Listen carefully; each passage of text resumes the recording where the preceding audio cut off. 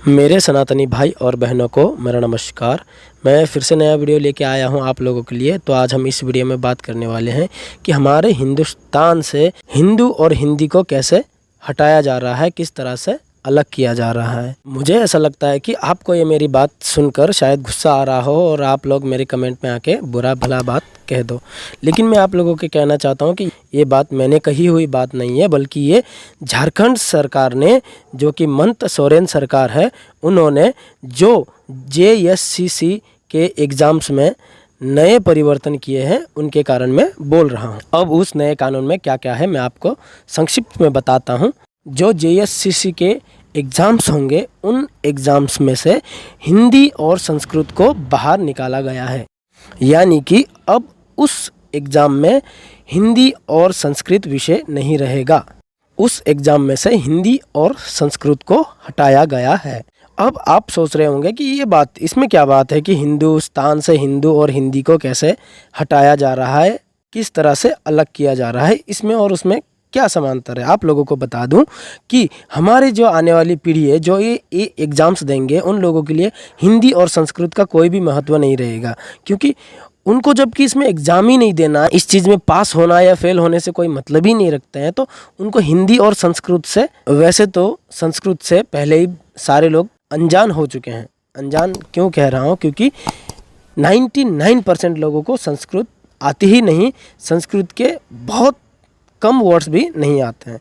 इसीलिए कहता हूँ कि संस्कृत तो बहुत पहले ही लुप्त हो चुका है, अब हिंदी को लुप्त करने की बारी है। अगर हम सजग नहीं रहे तो कुछ दिन बाद हिंदी भी लुप्त होती हुई नज़र आएगी और हम सारे लोग उस एग्ज़ाम में उर्दू में, इंग्लिश में एग्ज़ाम्स दे सकते हैं। फिर भी आप उस एग्ज़ाम में, JSCC के एग्ज़ाम में, हमारे हिंदुस्तान के मातृभाषा में, हिंदी में एग्ज़ाम नहीं दे सकते हैं, क्योंकि अब हमारे आने वाले पीढ़ी को हमारे क्षेत्रीय भाषाओं से वंचित किया जाएगा और उन्हें उर्दू और इंग्लिश में एग्ज़ाम्स देने के लिए मजबूर किया जाएगा और वह लोग हमारी क्षेत्रीय भाषा भूलेंगे, जैसे ही अपनी संस्कृति भूलेंगे। अभी तक तो बहुत सारे लोग अपनी संस्कृति भूल भी चुके हैं इन कॉन्वेंट स्कूलों में पढ़ने के कारण। अब तो हिंदी को भी और संस्कृत को भी हटाया जा रहा है।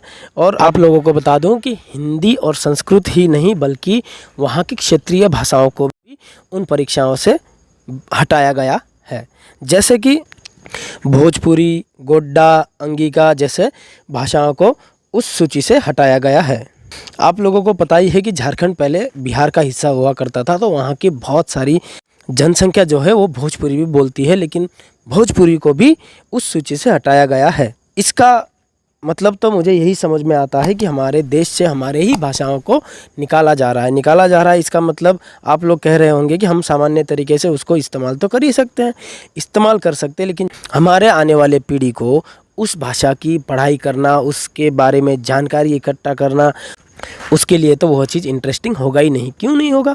क्योंकि जो एग्ज़ाम में आता है, जिस चीज़ को हमको पढ़कर पास होना होता है, हम वही पढ़ते हैं, हम नहीं, आने वाली पीढ़ी वही पढ़ती है।